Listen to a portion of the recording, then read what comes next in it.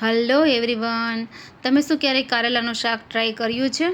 જો ટ્રાય ન કર્યું હોય તો આ રીતે એકવાર ચોક્કસ ટ્રાય કરો. જરા પણ કડવું નથી લાગતું અને એકદમ ફટાફટ બની જાય છે. તો આપણે કારેલાની છાલ કાઢી લેશું, તેના બીજ કાઢીને તેને નાના ટુકડામાં કટ કરી લેશું. ત્યારબાદ કુકરમાં એક સ્ટ્રેનર રાખીને તેમાં આપણે કારેલાને 2 સીટી કરીને બાફી લેશું. આ રીતે કારેલા બફાઈ જાય ત્યારબાદ તેનો આપણે વઘાર કરવાનો છે. વઘાર માટે આપણે પેનમાં 2 ટેબલસ્પૂન તેલ એડ કરશું. તેલ થોડું ગરમ થઈ જાય ત્યારબાદ તેમાં ઝીણું ચોપ કરેલું લસણ એડ કરી દઈશું. લસણ થોડું બ્રાઉન થઈ જાય ત્યારબાદ આપણે ઝીણી ચોપ કરેલી ડુંગળી એડ કરી દઈશું. ડુંગળી થોડી બ્રાઉન થઈ જાય ત્યારબાદ તેમાં આપણે પ્રિપેર કરેલા કારેલા એડ કરી દઈશું. ત્યારબાદ આપણે રેગ્યુલરના મસાલા એડ કરશું અને કારેલાની કડવાશને બેલેન્સ કરવા 1 ટીસ્પૂન ખાંડ પણ એડ કરશું. બરાબર મિક્સ કરીને આપણે 2 ટેબલસ્પૂન ચણાનો લોટ એડ કરશું.